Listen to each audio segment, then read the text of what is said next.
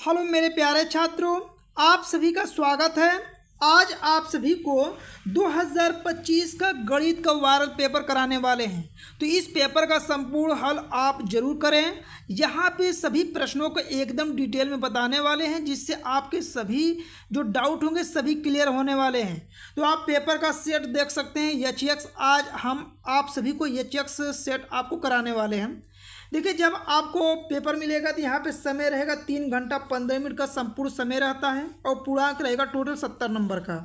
अब यहाँ पे देखिए, आपके कुछ सामान्य निर्देश दिए गए हैं। आपको प्रत्येक पेपर में सामान्य निर्देश बताते रहते हैं, इसलिए यहाँ पे आपका समय बर्बाद नहीं करेंगे, सीधे आपको प्रश्नों को हल कराएंगे। तो यहाँ पे आप यदि पढ़ना चाहते हैं तो इस सामान्य निर्देश को एक बार पढ़ लीजिएगा। फिर भी किसी भी पॉइंट में यदि डाउट होता है तो कमेंट में आप लिख सकते हैं। अब यहाँ देखिए, यहाँ से आपके प्रारंभ होते हैं खंड अ के जितने भी प्रश्न हैं, पहले खंड अ के प्रश्नों को करेंगे। देखिए, यदि आपको ये वीडियो पसंद आए तो वीडियो को साथ में लाइक कर लीजिएगा और अपने दोस्तों के पास अधिक से अधिक वीडियो को शेयर कर दीजिएगा। यहाँ पे सभी प्रश्नों को एकदम डिटेल में बताने वाले हैं। तो यहाँ पे देखिए, पहले बहुविकल्पी प्रश्नों को आपको बताएंगे किस प्रकार से आप बोर्ड के एग्जाम में बहुविकल्पी प्रश्नों को करेंगे। देखिए, आपके सामने पहला प्रश्न है, यदि 26,156 का लसा कितना है, 156 है। तो यहाँ पे मसा यानी एचसीएफ का मान पूछ रहा है कि एचसीएफ का मान कितना होगा। देखिए, बहुत सारे छात्र होंगे, इसको आंसर तुरंत आप कर लेंगे, बहुत सारे छात्र लगा लेते हैं, लेकिन कुछ छात्र ऐसे होते हैं जिनको समझ में नहीं आता है। तो देखिए, इसके लिए एक फार्मूला होता है, पहली संख्या गुणे दूसरी संख्या बराबर एलसीएम गुणे एचसीएफ। ये क्या होता है, आपका फार्मूला होता है। यहाँ पे देखिए, पहली संख्या कितना दिया है 26 और दूसरी संख्या कितना दिया है 156।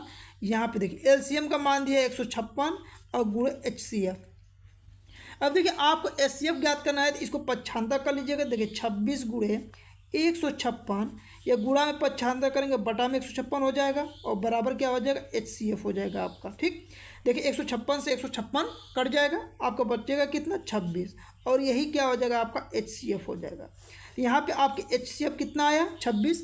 अब चलिए ऑप्शन में देखिए 26 कहाँ पे दिया है, तो ऑप्शन में देखिए बी वाला ऑप्शन क्या हो जाएगा आपका करेक्ट हो जाएगा। ठीक है, फिर भी किसी भी प्रश्न पर डाउट होता है तो आप जरूर कमेंट में कीजिएगा। ठीक है, चलिए अगले प्रश्न को हल करते हैं।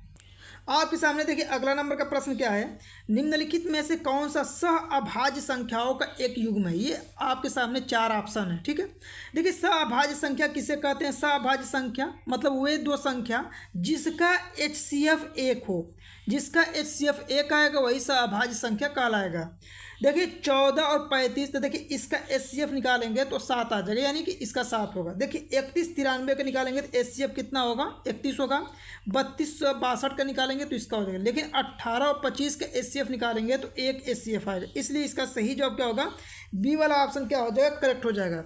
देखिए, एक प्रश्न का आपको निकाल के बता देते हैं कि एचसीएफ निकालने का मतलब कैसे निकाला जाता है। एक बता देते हैं, देखिए 14 और 35 इसका एचसीएफ निकालेंगे। देखिए, 14 का गुणनखंड करेंगे 2 गुणे 7 कर लेंगे, और 35 का गुणा करेंगे कितना करेंगे 5 गुणे 7 कर लेंगे, इसका गुणनखंड करेंगे। एचसीएफ का मतलब होता है जो दोनों में कॉमन होता है वही एचसीएफ होता है। तो यहाँ पे एचसीएफ कितना हो गया 7। इसी तरह प्रत्येक ऑप्शन को आप निकाल के चेक कर लेते हैं, तो इसका निकालेंगे तो इसका एचसीएफ 1 ही आएगा। समझ में आ गया ना। इस प्रश्न का सही जवाब बी वाला ऑप्शन करेक्ट हो जाएगा। अब देखिए, आपके सामने अगला नंबर का प्रश्न है, तीसरा नंबर का, कि बिंदु 5,0 और -12,0 के बीच की दूरी आपसे पूछ रहा है कि इसकी दूरी क्या होगा। इसको पूरा डिटेल में बताएंगे, आप पूरा डिटेल में इसको सीख लीजिए। ठीक है, देखिए इतने में लग जाएगा। यहाँ देखिए 2 बिंदु हैं, तो पहले ये देखिए 2 बिंदु जो दिया है कैसे लगाएंगे। तो कितना दिया है 5,0 दिया है, और कितना दिया है -12,0 दिया है। देखिए, ये x1 है आपका, ये y1 है, ये x2 है, ये y2 है। यहाँ पे देखिए क्या पूछा है, बीच की दूरी। तो 2 बिंदु के बीच की दूरी का फार्मूला क्या होता है, तो देखिए दूरी का फार्मूला होता है √ में x1 - x2 का whole square plus y1 - y2 का होल स्क्वायर, ये फार्मूला होता है। अब यहाँ पे क्या करेंगे, मान रख के केवल हल कर लेंगे। ठीक, देखिए x1 का मान 5 है तो 5 रखेंगे, माइनस x2 का मान कितना -12। देखिए, माइनस के बाद माइनस आ गया तो उसको प्लस बना लीजिएगा, तो कितना हो जाएगा +12 हो जाएगा। यहाँ पे होल स्क्वायर कर लीजिए, प्लस y1 का मान कितना है 0, y2 का मान 0 है, तो इसका कोई मतलब नहीं निकलेगा, 0 का 0 ही हो जाएगा। अब यहाँ पे देखिए क्या होगा आपका, 5 में 12 जोड़ेंगे कितना होगा 17 होगा, यानी 17 के स्क्वायर। ये स्क्वायर जो होता है कड़ी को हटा देगा तो यहाँ पे क्या हो जाएगा, केवल 17 हो जाएगा। तो देखिए ये दो बिंदु था, इसके बीच की दूरी कितना आया, 17 आया। अब ऑप्शन में देखते हैं 17 कहाँ पे दिया है, तो यहाँ पे देखिए 17 आपका डी वाला ऑप्शन क्या हो जाएगा, करेक्ट हो जाएगा। तो इस पॉइंट को थोड़ा सा ध्यान दीजिएगा कि 5 ये माइनस दिया है, तो माइनस के बाद यदि माइनस आता है तो इसको प्लस कर देता है। इस पॉइंट को ध्यान दीजिएगा, अन्यथा आप प्रश्न को गलती कर देंगे। ठीक है, जैसे माइनस के बाद माइनस आया तो प्लस कर दिए थे, यहाँ पे समझ में आ गया ना। अब देखिए आपके सामने अगला नंबर का प्रश्न है, कैसे लगाएंगे। कह रहा वह छोटी से छोटी संख्या जिसको 35 हुआ, 56 हुआ, 91 से विभाजित करने पर प्रत्येक दशा में 7 शेषफल होगा, यानी 7 शेषफल होगा, वो वाला आपको बताना है कि क्या होगा। ये प्रश्न देख सकते हैं, ऑप्शन आपके सामने 4 है। देखिए इस प्रकार के प्रश्न को लगाना है तो सिंपल सा होता है। देखिए आपका एक तो तरीका है कि 35 का सभी ऑप्शन में भाग दीजिएगा, देखिए किसमें 7 शेषफल बच रहा है, फिर 56 से, फिर 91 से, इस तरह भाग देके आप देख सकते हैं। एक तरीका क्या होता है कि इसका देखिए 35 हुआ और 56 हुआ और 91 हुआ। देखिए इसका क्या करेंगे, आप निकालेंगे एलसीएम। क्यों निकालेंगे, जब आपको सवाल में छोटी से छोटी संख्या का आता है तो वहाँ पे एलसीएम निकाला जाता है। पहले इसका आप निकाल लीजिए एलसीएम। चलिए एलसीएम निकाल के बताते हैं कैसे एलसीएम निकालेंगे। तो देखिए पहले कितना से कटेगा, तो पहले 2 से कटा लीजिए तो 35 इस तरह रहेगा, और 2 का भाग देंगे, 2 दूना के 4, 2 8 16 हो जाएगा। ये 91 नहीं कटेगा, 91 रहने दीजिए। आप कितना से कटाएंगे, 5 से। देखिए 5 से 35, 5 से नहीं कटेगा, 28 रहने दीजिए, 91 कर लीजिए। फिर कितना से कटाएंगे, 7 से कटाइएगा, 7 के 7, 7 चौको 28, 7 का भाग देंगे, देखिए 7 के 7 होगा और 13 बार में जाएगा। फिर इसके बाद देखिए इसको 4 से कटा लीजिए, यहाँ पे आपका 4 के 4 हो जाएगा और ये 13 हो जाएगा। फिर इसके बाद 13 से कटाइएगा। ठीक, इस तरह एलसीएम निकालने जानते होंगे आप लोग, तो इस तरह आप एलसीएम निकाल सकते हैं। एलसीएम निकालने के बाद इसका आपस में क्या करेंगे, 2 का गुणा 5 में, फिर 7 गुणे 4 और गुणे 13 कीजिएगा। ठीक है, फिर इसके बाद देखिए इसका गुणा करेंगे तो आपका आएगा 3000। गुणा कर लीजिएगा, देखिए 5 दूना के 10, 10 का 7 में करेंगे कितना हो जाएगा, 70 हो जाएगा। 70 का 4 में करेंगे 7 चौको 28, फिर 28 का 13 में कर लीजिएगा तो आपका आएगा 3640। ठीक है, ये आएगा। अब देखिए जब लास्ट में जो शेषफल 7 बचता है तो वही शेषफल को यहाँ पे क्या करेंगे, लास्ट में जोड़ देंगे। तो जोड़ लीजिए, 7 हो जाएगा, 4 हो जाएगा, 6 हो जाएगा, 2 हो जाएगा, और यही जो आपका होगा 3647, से ही आपका क्या हो जाएगा, ऑप्शन सही हो जाएगा। अब ऑप्शन में देखिए तो ये वाला ऑप्शन क्या है आपका, करेक्ट है। ठीक है, तो इसमें 35, 56, 51 का भाग देके भी देख सकते हैं, या अन्यथा आप इस तरह भी इस सवाल को हल कर सकते हैं। समझ में आ गया होगा कि पहले आपको क्या करना है, इसका एलसीएम निकालना है। एलसीएम निकालने के बाद फिर जो यहाँ शेष बचता है उसको, उसमें जो एलसीएम आता है उसमें जोड़ दिया जाता है। ठीक है, इस तरह ये तरीका होता है इसका निकालने का। अब देखिए आपके सामने सवाल है 5वां नंबर का, ध्यान दीजिए क्या है आपका। कह रहा है कि 8 के प्रथम 15 गुणजों का योगफल बताना है कि 8 के प्रथम 15 गुणजों का योगफल क्या होगा। तो देखिए इस प्रकार के सवाल को आपको कैसे लगाना है, पूरा सिंपल तरीका से सीख लीजिए।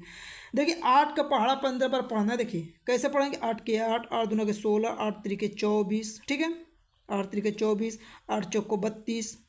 ठीक, डाट डाट डाट, इसी तरह कहाँ तक, 15 वाट 120 हो जाएगा। कितना होगा, 15 वाट है 120 हो जाएगा। अब क्या करेंगे कि देखिए आप, एक तो तरीका है कि सभी को यहाँ पर जोड़ लीजिएगा, सभी को 8 प्लस, इसलिए योगफल का है तो 8 प्लस 16 प्लस 24 कर सकते हैं, प्लस 32 प्लस इस डाट डाट कर प्लस 120 तक जोड़ सकते हैं। जब जोड़ेंगे तो कितना आ जाएगा, तो आएगा आपका 960 आ गया। कितना आएगा, 960 होगा। देखिए एक दूसरा तरीका क्या होता है इसका, दूसरा तरीका और सिंपल होता है। 8 से 15 का गुणज कर रहा है तो आप क्या कीजिएगा, यहाँ तक 8 कामन ले लीजिएगा और यहाँ पे 1 से 15 तक संख्या लिख लीजिए। 1 प्लस 2 प्लस 3 प्लस 4 प्लस 5।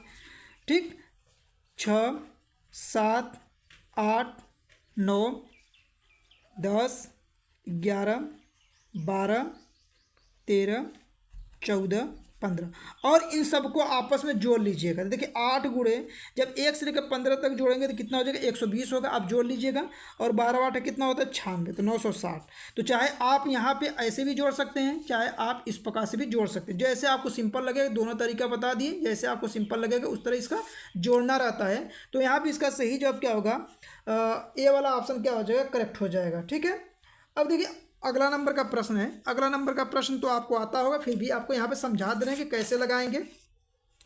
कह रहा है यदि द्विघात समीकरण x square plus 2x minus P बराबर 0 का एक मूल दिया है कि -2 हो तो p का मान बताइए।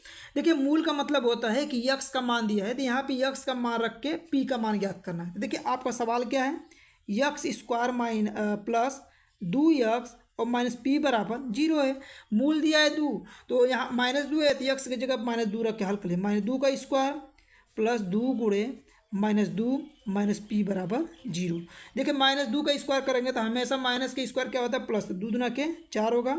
ये देखिए 2 दूना के 4 होगा, लेकिन प्लस का माइनस में गुणा करेंगे तो क्या हो जाएगा, तो ये माइनस हो जाएगा, ठीक है। और माइनस पी बराबर 0 हो जाएगा।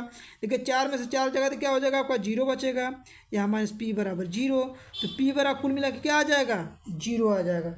तो इसका सही जवाब क्या हो जाएगा, ए वाला ऑप्शन क्या होगा, करेक्ट होगा। तो जैसे समझाएं इस तरह सवाल आपके बोर्ड के एग्जाम में 100% आने वाले हैं, ठीक है। तो ऐसे सवाल आपके बोर्ड के एग्जाम में 100% पूछेगा। तो जितना सवाल आपको करा रहे हैं सभी सवालों को बहुत ध्यान से देख के सभी प्रश्नों को आप सीख लीजिए, ठीक है। तो जितना भी पेपर कराया जा रहा है उन सभी पेपरों को करके चले जाएंगे ना, तभी पे आपका मैथ में 70 नंबर का पेपर होगा तो 70 में आपका आसानी से 65 नंबर 60 नंबर आ जाएगा। लेकिन जितना पेपर के क्वेश्चन है इन सभी क्वेश्चनों को एकदम डिटेल में करके ही जाना पड़ेगा आपको। अब देखिए अगला नंबर का प्रश्न है कि x अक्ष पर स्थित एक बिंदु 5, -3, -2 से समदूरस्थ बिंदु के निर्देशांक होंगे।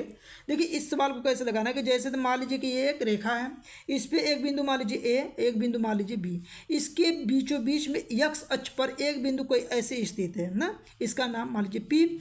देखिए जब x अक्ष पर कोई बिंदु स्थित होता है तो उस समय x का मान होता है और y का मान 0 हो जाता है। ये चीज़ आपको आना चाहिए, ठीक है। x अक्ष पर कहा है तो x का मान रहेगा, लेकिन y का निर्देशांक क्या लेंगे 0, तो x का मान 0 लेंगे।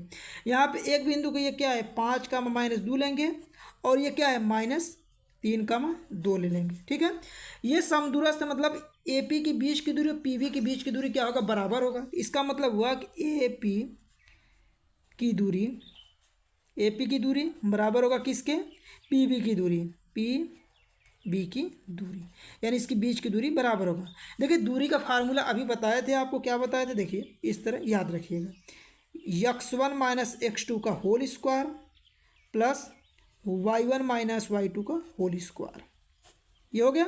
अब देखिए इसके अलावा क्या ध्यान रखना है आपको, यहाँ पे क्रम से मान लीजिए देखिए ये x1 है, ये y1 है, ये x2 है, ये y2 है, ये x3 है, ये y3 है, ये अपने मन से बिंदु का नाम मान लिया जाता है। तो यहाँ पे रूट में क्या करेंगे, फार्मूला देखिए x1 में से x2, y1 में से y2 घटाए हैं तो इसी तरह फार्मूला बन जाएगा कि x2 - x3 बन जाएगा, तो x2 - x3 ना, यहाँ पे x3 है ध्यान दीजिएगा, x2 - x3 का whole square plus y2 - y3 का होल स्क्वायर, ठीक है। ये पूरा रूट में रहेगा।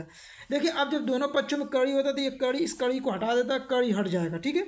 जब कड़ी हट जाएगा तो यहाँ पे मान रख लीजिए, x1 का मान कितना है, x1 का देखिए 5 है, माइनस x2 का कितना है तो x है, रख लीजिए, स्क्वायर कर लीजिए।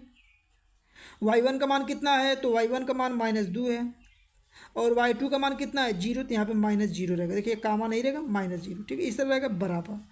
इसी तरह x2 का मान कितना है x माइनस x3 का मान कितना है, देखिए माइनस के बाद जब माइनस है तो प्लस कर लेते हैं, ठीक है। यहाँ स्क्वायर है तो स्क्वायर कर लीजिए प्लस y2 का मान कितना है 0 माइनस y3 का मान कितना है 2, यहाँ पे स्क्वायर है तो स्क्वायर कर लीजिए। अब इसी को हल करके ही आपको आंसर लाना है। एक तो तरीका ये हो, देखिए एक तरीका आपको बता दें सिंपल वाला, जब भी आपके बोर्ड के एग्जाम में इस तरह बहुविकल्पी पूछेगा तो यहाँ से आप बिंदु का नाम देखिए x1 का मान x2 का मान इस तरह रख के आप यहाँ पे देख सकते हैं। तो बहुविकल्पी में पूछेगा तो यहाँ से ऑप्शन से आप हल कर सकते हैं, तो यहाँ पे ऑप्शन के अनुसार बताते हैं, ठीक है। देखिए आपको यहाँ पे इस बिंदु का निशांक बताना है आपको, तो x का मान 0 यानी कि y वाला मान तो 0 होना चाहिए। तो देखिए यहाँ पे ये 0 हो सकता है, ये 0 हो सकता है, इसके अलावा देखिए ये तो होगा नहीं, ये दोनों ऑप्शन तो आपके कभी नहीं हो सकते हैं, ठीक है। इसलिए कि y के स्थान पे 0 तो है नहीं, तो यहाँ पे x का मान रख के देख सकते हैं कि दोनों पक्ष कब बराबर हो रहे हैं। तो x का मान 2 एकला रख के देख सकते हैं और x बराबर 1 रख के देख सकते हैं, जिस पे दोनों मान बराबर होगा वही वाला आंसर आपका सही होगा। तो चलिए आपको लगा के बताते हैं। तो देखिए यहाँ पे क्या कर सकते हैं कि x के जगह पे क्या करेंगे 2 रख लेते हैं, 2 रख के हल कीजिए। देखिए अब यहाँ पर डायरेक्ट रख के हल कर दीजिए। देखिए 5 2 है तो 5 में से 2 कटाएंगे 3 का स्क्वायर हो जाएगा प्लस यहाँ पे तो कुछ है नहीं, यहाँ पे स्क्वायर है तो देखिए 2 का स्क्वायर करेंगे 2 दूना के 4 हो जाएगा बराबर। यहाँ x के जगह पे 2 रखेंगे, 2 में 3 जोड़ देंगे, स्क्वायर कर लीजिए, और प्लस यहाँ पे क्या है -2 है तो -2 का स्क्वायर कर लीजिए। देखिए 3 का स्क्वायर 9 और 4 हो जाएगा, यहाँ पे 3 2 5, 5 का स्क्वायर 3 2 5 5 50 25 हो जाएगा, ठीक है। और 2 का स्क्वायर 2 का 4। ये बताइए कि जब जो दोनों को जोड़ेंगे तो दोनों 9 4 13 हो रहा है ये, और ये कितना हो जाएगा 29। इसका मतलब ये दोनों पक्ष बराबर नहीं हो रहा, यानी यक्स बराबर 2 आंसर नहीं आएगा आपका, ठीक है। अब क्या करेंगे, यक्स बराबर 1 रख के देखेंगे, यक्स बराबर 1 रखिए। क्यों यक्स बराबर 1 रख रहे हैं, यहाँ पे ये ऑप्शन के अनुसार लगाएंगे। यक्स बराबर 1 रख के इसमें देखिए, तो यहाँ पे ध्यान दीजिए, यहाँ यक्स की जगह पे 1 रखेंगे तो 5 में से 1 घटाएंगे कितना होगा 4 होगा, 4 का स्क्वायर हो जाएगा। यहाँ पे देखिए प्लस कोष्ठ में -2 का स्क्वायर है, बराबर यहाँ पे क्या करें, यक्स प्लस 3 है तो यक्स की जगह पे 1 रखेंगे तो 1 में 3 जोड़ेंगे 4, 4 का स्क्वायर हो जाएगा। यहाँ पे प्लस कोष्ठ में -2 का स्क्वायर हो जाएगा, ठीक है। तो देखिए 4 चौको 16 हो जाएगा, 2 दूना के 4 हो जाएगा, ये 4 चौको 16 होगा, 2 दूना के 4 होगा, तो ये 20 हो जाएगा, ये भी 20 हो जाएगा। देखिए दोनों पक्ष जब बराबर आ रहे हैं, इसका मतलब यक्स का मान कितना होगा 1 होगा। तो चलिए यहाँ पे ऑप्शन देखते हैं, तो डी वाला ऑप्शन क्या हो जाएगा, करेक्ट हो जाएगा। देखिए एक तरीका तीसरा ऑप्शन के अनुसार बताए हैं, एक तरीका क्या होता है कि इसको पूरा डिटेल में आप हल करके भी लगा सकते हैं, यानी a + b a - b का होल स्क्वायर फार्मूला लगाएंगे, फिर इसको हल करेंगे तो बहुत बड़ा सवाल हो जाता है। ये समझाए हैं तब आपको ऐसा लग रहा है, लेकिन जब ये आपको तरीका समझ में आ जाएगा तो ऑप्शन में रख के बहुत कम समय में आंसर निकाल सकते हैं, ठीक है। ये बहुविकल्पी प्रश्न हल करने का तरीका आपको बताया है कि ऐसे प्रश्न आपके बोर्ड के एग्जाम में 100% आता है।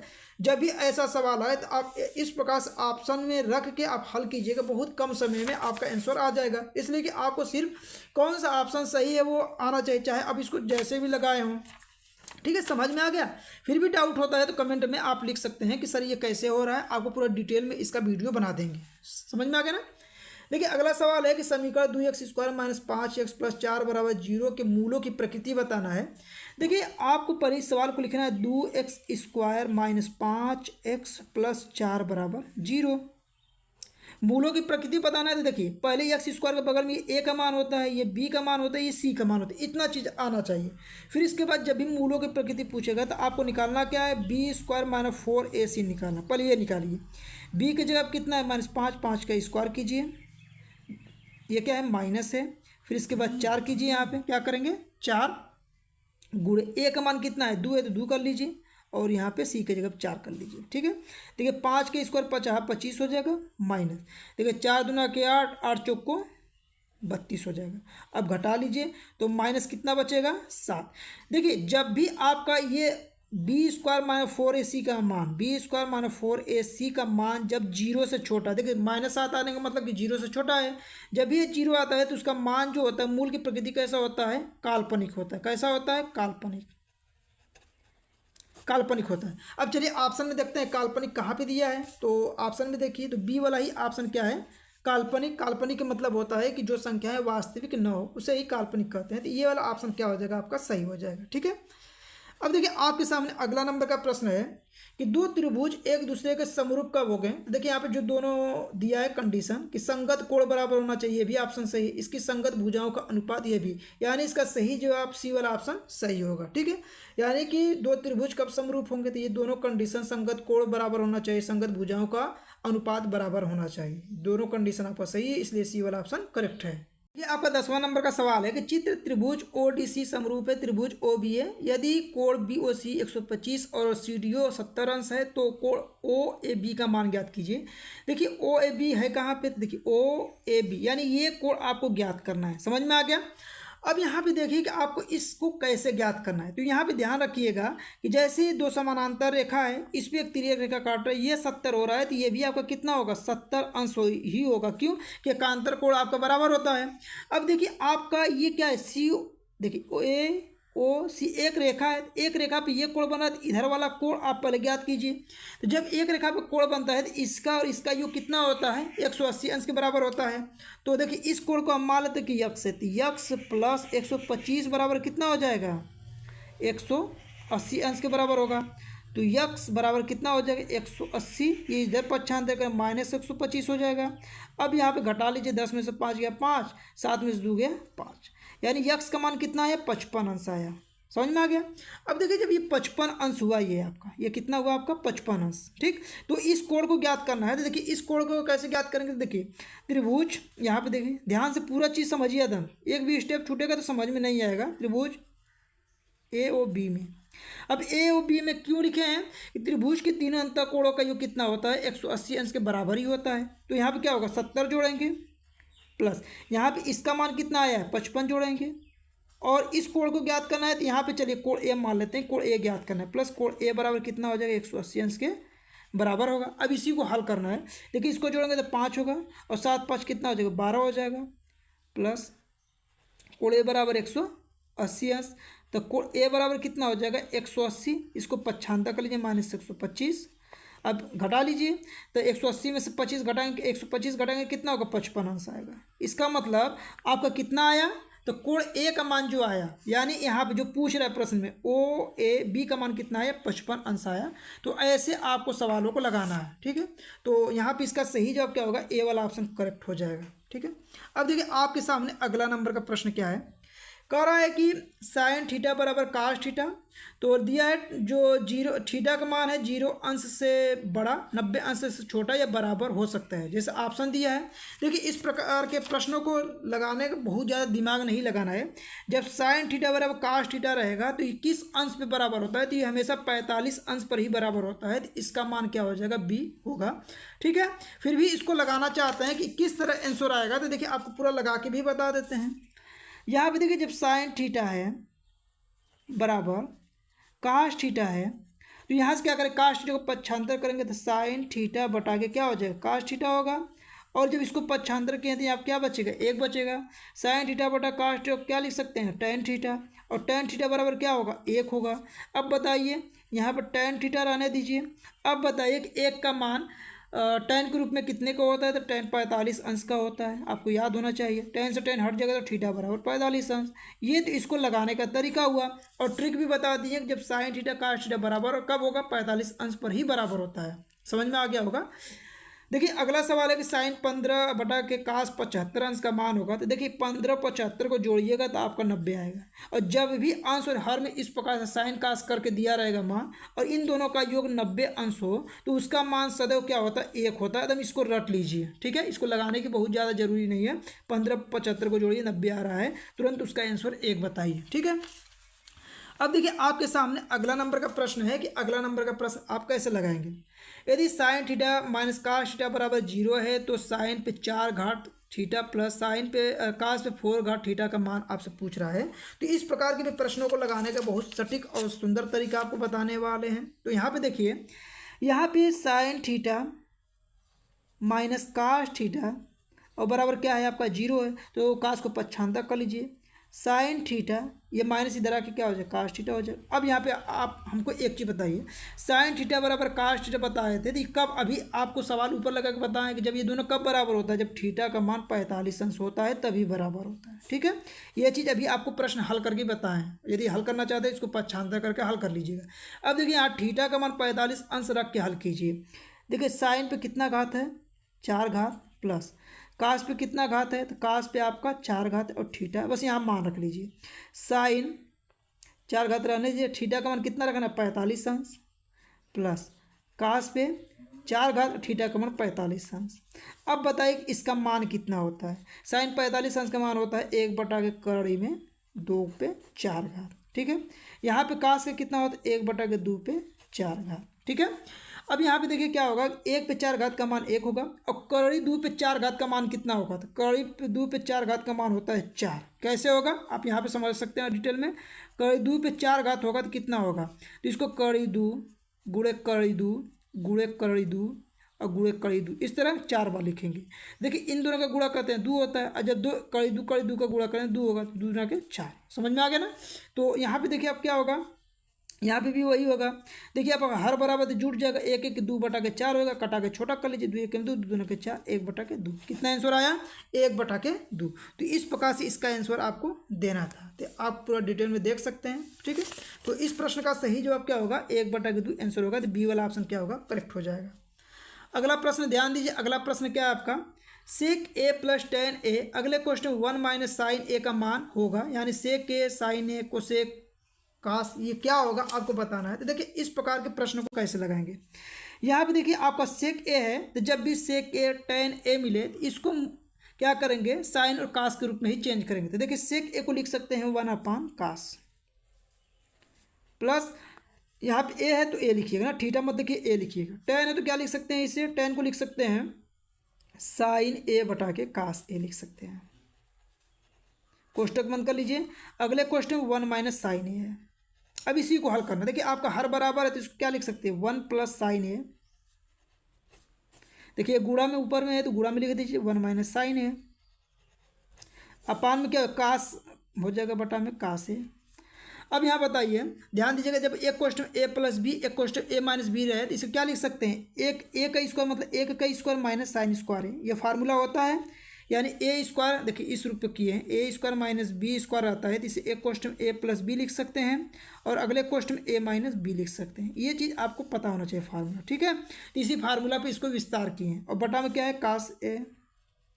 अब देखिए एक फार्मूला होता है क्या आपका कि कास स्क्वायर ए बराबर होता है 1 - साइन स्क्वायर ए होता है, ठीक है।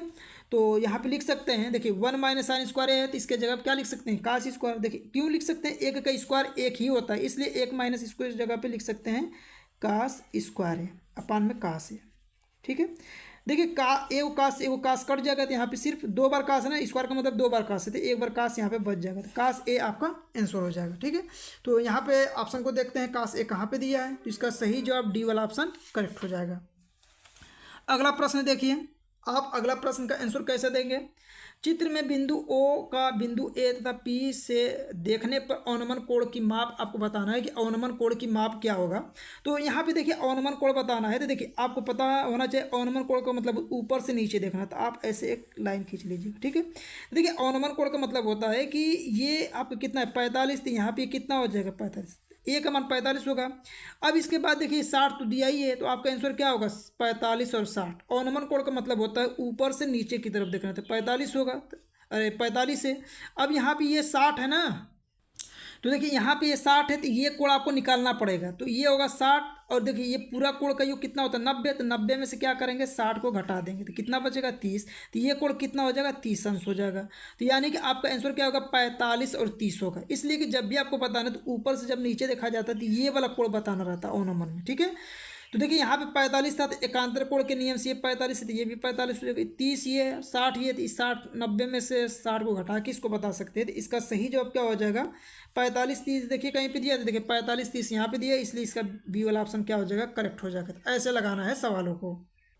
आपके सामने अगला नंबर का सवाल है कि त्रिभुज ABC में कोण C बराबर 90, tan A 1/3 है, तो साइन ए कास B प्लस कास ए साइन B का मान पता करना है। तो इस प्रकार के सवाल को आप कैसे लगाएंगे, बहुविकल्पी है तो बहुविकल्पी के हिसाब से ही आप यहाँ समझिएगा।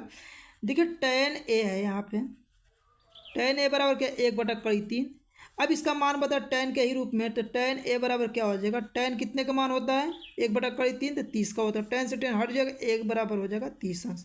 अब यहाँ पे ध्यान दीजिए कि जब a बराबर 30 अंश हो गया तो b का मान आपको कोण के रूप में ज्ञात करना है। b ज्ञात कैसे करेंगे, तो देखिए यहाँ पे ध्यान दीजिए कोण a प्लस कोण b बराबर क्या होता है 90 अंश के बराबर होता है। क्योंकि देखिए एक समकोण त्रिभुज बना के बता देते हैं, ये आपके सामने समकोण त्रिभुज है। जब ये कोण 90 अंश है तो ये और ये कोण का भी योग कितना होगा, इसका और इसका योग 90 अंश होता है, क्योंकि त्रिभुज के तीनों कोणों का योग 180 अंश होता है। तो देखिए यहाँ पे जब निकालेंगे तो इसका और इसका योग क्या होगा 90 के बराबर ही होगा, ठीक है।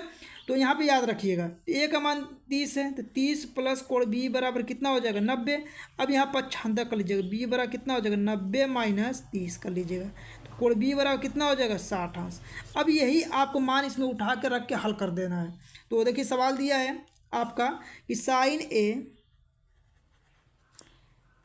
कास b cos a sine b। अब यहाँ पे मान रख लीजिए साइन ए का मान कितना दिया है 30 अंश, कास बी का मान कितना दिया है 60 अंश, कास ए का मान कितना दिया है तो ए का मान 30 है और साइन बी का मान कितना है तो 60 है। अब इसी को हल करना है। मान रख लीजिए साइन 30 अंश का मान कितना होता है 1/2 गुणे, कास 60 अंश का मान कितना होता है तो 1/2 होता है, प्लस कास 30 अंश का मान कितना होता है कड़ी में 3/2 गुणे साइन 60 अंश का मान कड़ी में 3/2। ठीक, देखिए यहाँ पे एक एक का गुणा करेंगे, एक और दो दो का करेंगे 4 हो जाएगा, कड़ी तीन का करेंगे 3 हो जाएगा, और दो दो का करेंगे 4 हो जाएगा। अब देखिए आपका हर बराबर है तो एक में 3 जोड़ेंगे 4/4, और 4 से 4 क्या हो जाएगा, कैंसिल हो जाएगा, तो आपका आंसर कितना होगा, 1 होगा। ठीक है, तो इस प्रकार से आपको सवालों को लगाना है। तो इसका सही जवाब, अब चलिए ऑप्शन देखते हैं कौन सा है। तो इसका सही जवाब सी वाला ऑप्शन क्या हो जाएगा, करेक्ट हो जाएगा। ठीक है, अब देखिए आपके सामने अगला नंबर का सवाल है। इस सवाल को कैसे आप लगाएंगे, कह रहा है एक घड़ी की मिनट की सुई 8 सेंटीमीटर लंबी है, 1 मिनट में मिनट की सुई द्वारा बनाया गया त्रिज्यखंड का क्षेत्रफल बताना है। देखिए त्रिज्यखंड का क्षेत्रफल का फार्मूला क्या होता है, त्रिज्यखंड के क्षेत्रफल का फार्मूला लिखते हैं, देखिए थीटा बटा के 360 गुणे पाई आर स्क्वायर, ये फार्मूला होता है। लेकिन 1 मिनट में यह थीटा का मान पता करना पड़ेगा। तो देखिए 1 मिनट में कितने अंश का कोण बनेगा, तो कोण बराबर क्या होता है, देखिए जब घड़ी की सुई, जैसे मान लीजिए आपका घड़ी है, ठीक है, तो यहाँ पे घड़ी की सुई मान लीजिए यहाँ से मिनट की सुई 1 चक्कर लगाएगा, तो वृत्त में जब 1 चक्कर घूमता है तो कितने अंश का कोण बनता है, 60 अंश का। और 1 घंटा में कितना मिनट बनेगा, 1 घंटा में कितना बनेगा, तो 60 मिनट बनता है। तो इसको कटा लीजिए 6, यानी कितना आ जाएगा, 6 अंश आएगा। यानी थीटा का मान कितना आया आपका, कोण 6। अब यही मान रख लीजिए, थीटा की जगह 6 रखेंगे, बटा में 360 गुणे पाई आर स्क्वायर, 6 से कटाएंगे 36, कितना हो जाएगा, पाई आर स्क्वायर बटा के 60 अंश। तो कितना हो गया, पाई आर स्क्वायर बटा के 60, और यही क्या हो जाएगा, आपका आंसर हो जाएगा। तो इसका सही जवाब ए वाला ऑप्शन क्या होगा, करेक्ट हो जाएगा। ठीक है, अब देखिए आपके सामने अगला नंबर का प्रश्न है 18 नंबर का, कि 1/2 सेंटीमीटर वाले किसी ठोस अर्धगोले का संपूर्ण पृष्ठीय क्षेत्रफल बताना है। तो अर्धगोले का संपूर्ण पृष्ठीय क्षेत्रफल बराबर होता है, आपको पहले फार्मूला याद होना चाहिए। अर्धगोला जब कहता है उसका संपूर्ण पृष्ठीय क्षेत्रफल का फार्मूला होता है 3 पाई आर स्क्वायर होता है। यहाँ पे देखिए व्यास दिया है आपका, यहाँ पे व्यास कितना लिखा है, व्यास दिया है आपका 1/2। तो पहले आप त्रिज्या ज्ञात कीजिए, आर ज्ञात कीजिए। तो देखिए आपको क्या करना था, व्यास बटा के 2 करना रहता है। व्यास कितना है आपका 1/2, तो 1/2 और पूरे के बटा में 2। देखिए ये 2 यहाँ पे चला जाएगा, तो कितना हो जाएगा, 1/2 गुणे 2, यानी 1/4 हो जाएगा। यानी आर का मान 1/4 है, यही मान यहाँ पर उठा कर रख लीजिए। 3 पाई गुणे आर के जगह पर लिखेंगे 1/4 का स्क्वायर। देखिए यहाँ आप कितना, 3 पाई 4 का स्क्वायर करेंगे कितना होगा, 4 चौको 16 हो जाएगा, कितना होगा 16, यानी 3 पाई बटा के 16 आंसर होगा। अब ऑप्शन में देखिए 3 बटा के पाई कितना दिया, 3 बटा के 16 पाई, तो ये वाला ऑप्शन क्या हो जाएगा, करेक्ट हो जाएगा। ठीक है, अब देखिए आपके सामने 19 नंबर का सवाल है। 19 नंबर का सवाल आप कैसे लगाएंगे, तो देखिए इस सवाल को लगाते हैं, बताते हैं। किसी बारंबारता बंटन के लिए माध्य और माध्यक क्रमशः इतना है, तो बंटन के लिए बहुलक आपको बताना है। देखिए बहुलक का फार्मूला क्या होता है, बहुलक का फार्मूला होता है 3 गुणे माध्यिका -2 गुणे माध्य, ये फार्मूला होता है इसका बहुलक। ये फार्मूला याद रहेगा तभी आप सवाल को लगा पाएंगे।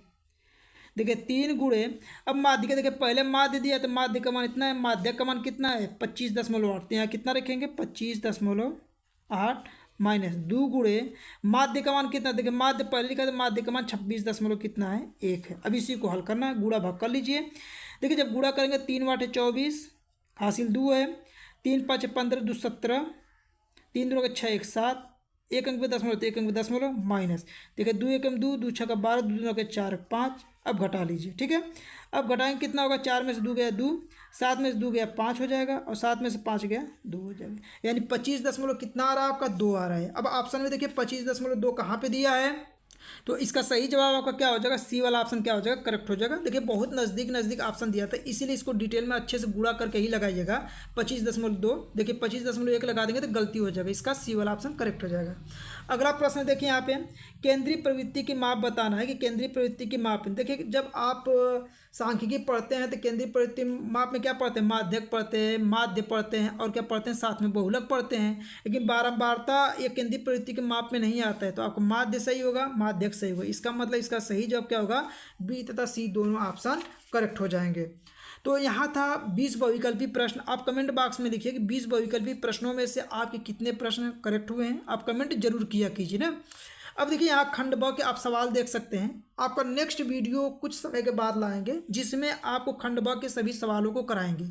यहाँ पे बहुत ज़्यादा लंबी वीडियो बन जाएगा, इसीलिए आपको नेक्स्ट वीडियो में इसका जो पार्ट 2 आएगा उसमें इन सभी सवालों को हल करके आपको बताने वाले हैं। तो वीडियो आपको कैसा लगा आप कमेंट बॉक्स में लिख सकते हैं। वीडियो पसंद आए तो वीडियो को लाइक करें और अपने दोस्तों के पास अधिक से अधिक वीडियो को शेयर करें।